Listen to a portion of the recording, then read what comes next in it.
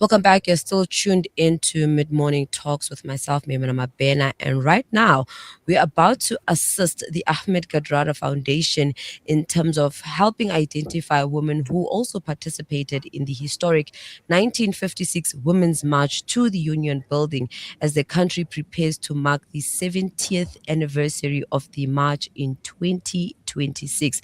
Thus far, the foundation has collected 88 names, which is now published on the foundation's website and was also gathered by the help of members of the public who responded to an earlier call for information. Now, join us as we find out in terms of how we can also assist in terms of and also understand what really called on this, movement, if I can call it. And joining us for that conversation is the communications manager of the Ahmed Kathrada Foundation, Anele Gcwabe. Good morning, and thank you so much for joining us. Good morning, Maimoona. Thank you so much for having us on the show. Thank you. Thank you. Now, seeing that 88 names have been collected, given that 20,000 women actually took on the march, can you tell us a bit on what inspired this renewed call to identify women who actually participated in the 1956 march? It's actually 106 now on our website. So 106 names since Sunday when we had our Women of Fortitude walk, which is our version of commemorating the 1956 Women's March before everybody does their own event on the 9th. But this campaign started on 9 August in the year 2020. And the inspiration is that history remembers the leaders. We remember Ulilian Ngoyi, we remember Helen Joseph, Rahima Musa, and Aunt Sophie de Bruyn, who's also our board member. Hmm. But every year when we visit these women's gravesites to commemorate the march, we are reminded that they had families. The stories we hear outside beside their gravesites remind us that they had families and they made tremendous sacrifices. And so we also acknowledge that movements are never built by just the leaders alone. So we know that they were with 20,000 other women, because when they took every woman who went to the Union Building signed a petition, and they placed the petitions under then Prime Minister J.G. Stratum's office, who basically was not there. But when they counted the petitions, they counted 20,000. And Hmm. so our motivation was that we know the sacrifices that Olili Ngoyi, no Helen Joseph made. Hmm. That must have been also the sacrifices the other 20,000 women made. And so it is fitting that we remember them, that history remembers them by name. And the beginning of preserving their legacy is to be Hmm. able to call them by name. And that's when we put out the call to say these women did made tremendous sacrifices. Some of them had babies on their backs. Some of them were still at work and they carried their master's babies on their backs and walked to the union buildings. And the sacrifices, the courage to do that, and they gathered across race and across age, Hmm. and they built the courage. They found the courage somewhere because they believed in what they were doing, and they achieved something for the women of South Africa today, and they deserve to be written into history and remembered by name. Hmm. And given the this project, I believe it's now called the 1956 Izimbogoto project. And now with the call to the public to assist in compiling the names, is it possible for you to share with us in terms of how are these names then verified, ensuring that okay, these names were legit and people are not trying their luck with the foundation? So most of the time, mostly we rely on the people's goodwill and honesty. Okay. But when these people do share their names, because I receive them directly, right? They share photographs and they share stories. We have, I think, three that have been identified in the last 3 days that are still alive, and I'm going to visit one in Lens today. Wow. Just I think that so far people have been honest because we haven't received a name that when we ask for, can you share a photograph, can you share the story behind, you find that the stories or the photographs don't exist or the story is fabricated. Mm, And especially the ones who are alive, they even say, my aunt was there, she's still alive, here's her number. And when you call her, she's able to recite the story. And one of the aunts was even talking about how she remembers running away from the police. So mm. yes, we haven't had reason to find a more sophisticated way of verifying yet. But I'm sure as the project grows and as people would like to partner and fund the project, we may need to do that because it is growing now and it's gaining momentum, and we do appreciate that. From 88 to 106 in a space of 3 days is a big deal. It is, it is. And also with that, I think a very concerning question I'd like to ask you is why do you believe so many women who actually participated in the march have remained absent from this historical record? Um, I think and this is not something that has been verified. It's just an assumption I made. I think that when you stand up and try to and start or embark on a project to try and do something to make a difference, it is not in your head that it will be so big that it'll be written in history one day. And so no Mhm. one when going to a march is thinking, let's write the names of all the people who were here, or let's take a register of all the people who came to the march. A lot of the times we're just inviting people from the public spaces and ordinary people to just leave their homes and come. And so I don't think any of those women were thinking of taking a register at that moment.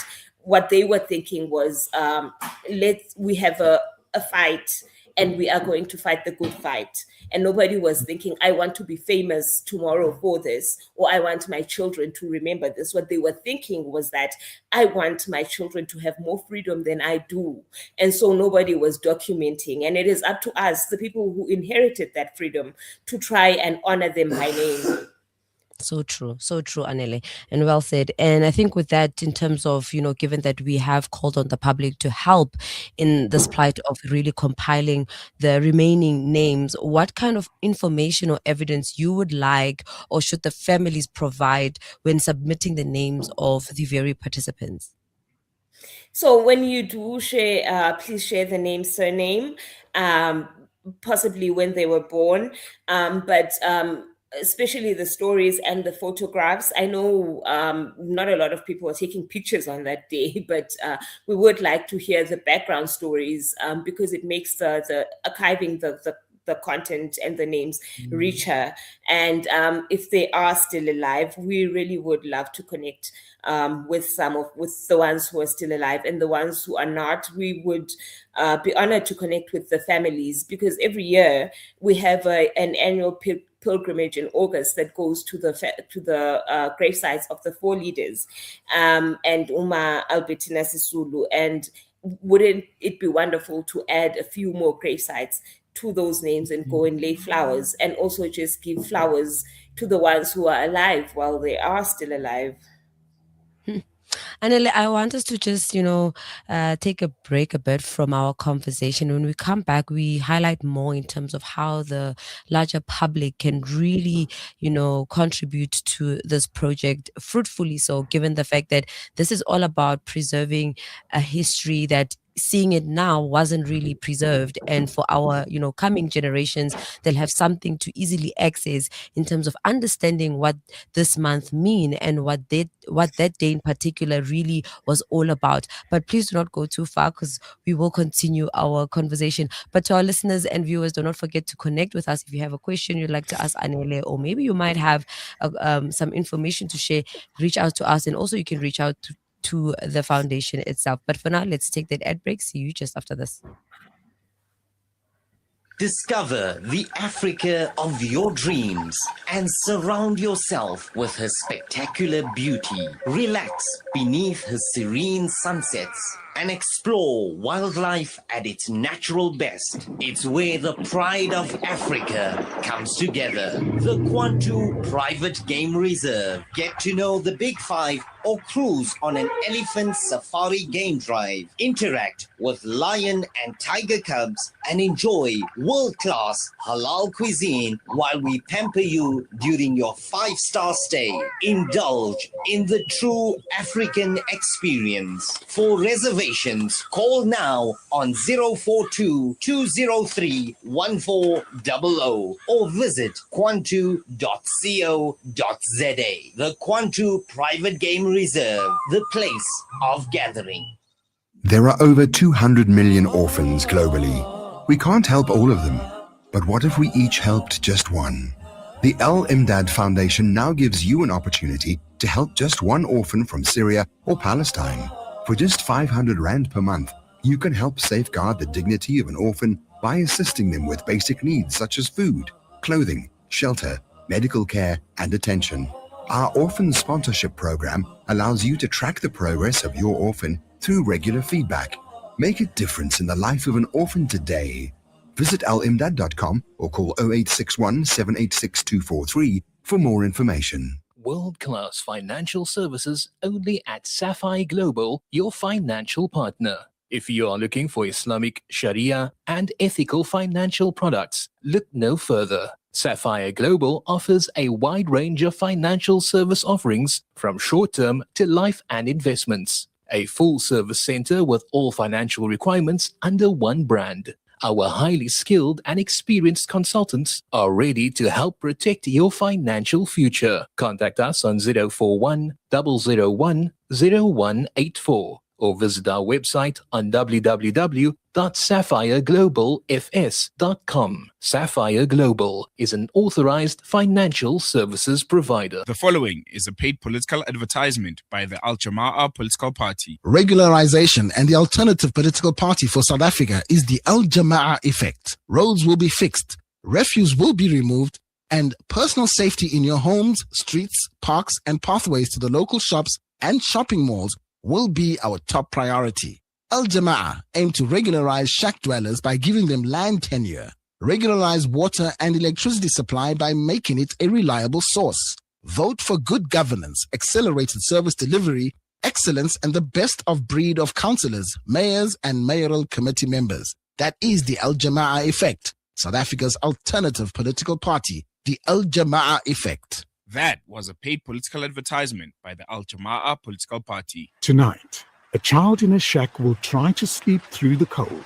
No heating, no insulation, just thin walls and a biting cold. African Muslims Agency is on the ground, reaching families in informal settlements across South Africa with blankets and winter essentials. Help us spread warmth this winter. For 180 Rand, give a blanket. For 360 Rand, a full winter pack. One gift, one less night in the cold. Africa Muslims Agency. Empowering, educating, inspiring. Breaking stereotypes, moving boundaries, joining hands. Salam Media.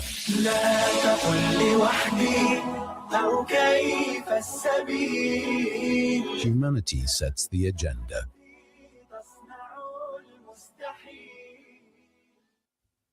Welcome back, and we are in conversation with Anele Gcwabe, who is the communications manager at Ahmed Kathrada Foundation, and we are talking about all things Izimbokodo project, or rather, should I say, 1956 Izimbokodo project, which is the foundation's way of compiling a list of names of the women who took part in the march, and at current they are sitting at 106 names, and with your help, they will get to the 20,000 names.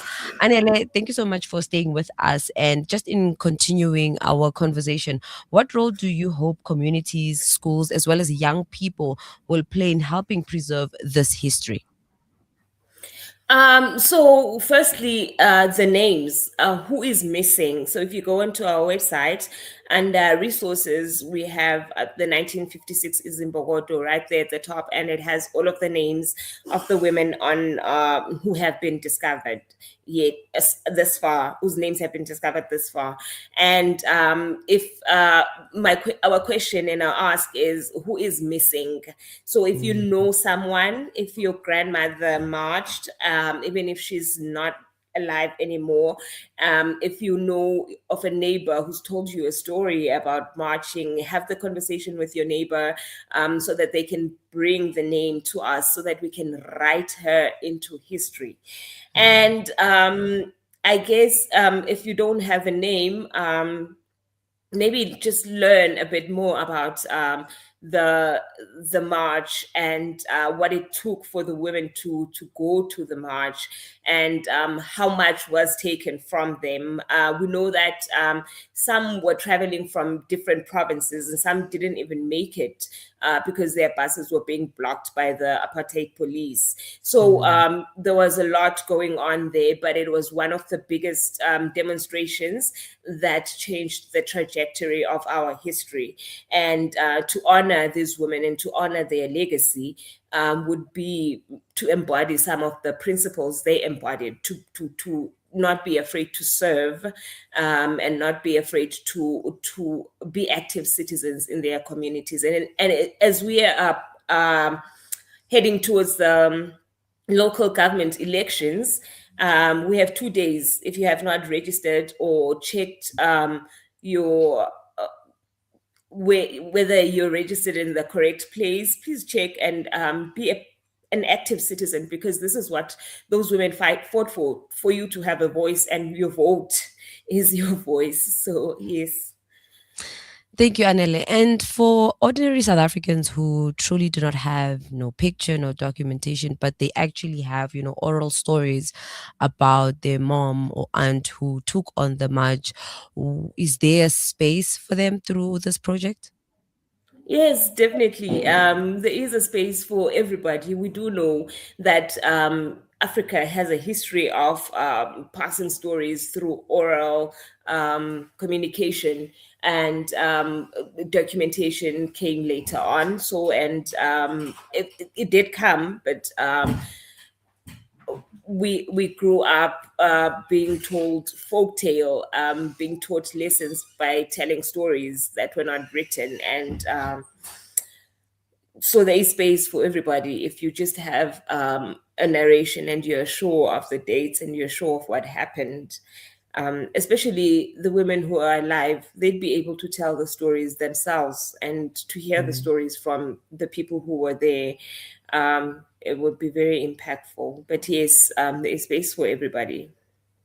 And how do you hope this roll call will be used in the likes of classrooms, museums, memorial events, as well as or for citizen education?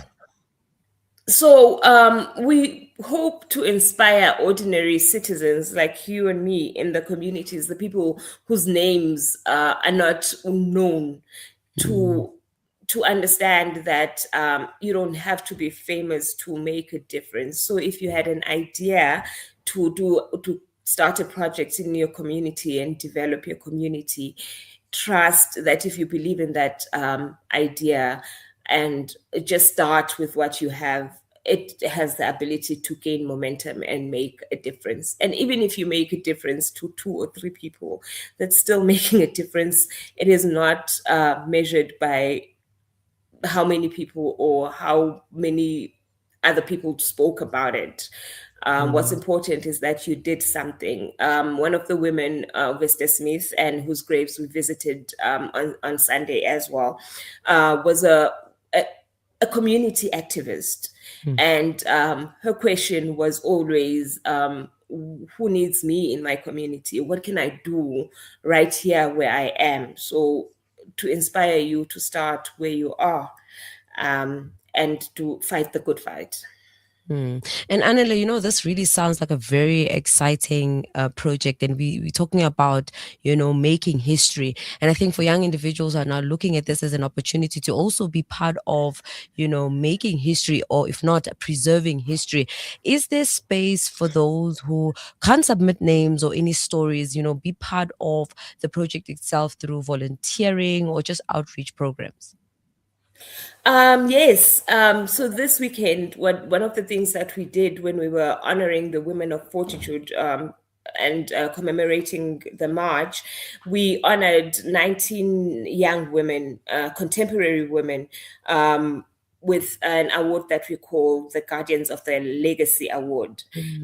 These are the women who carry and embody the legacy of the women of 1956 that are doing work in their communities. So, and are making a difference, whether they knew the women of 1956 or not.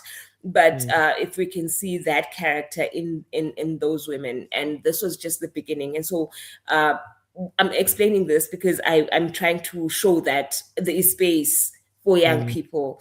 And one of the mandates of the foundation is to ignite activism in young people and civic participation in young people. So yes, there is space for everybody, for all young people to come and join.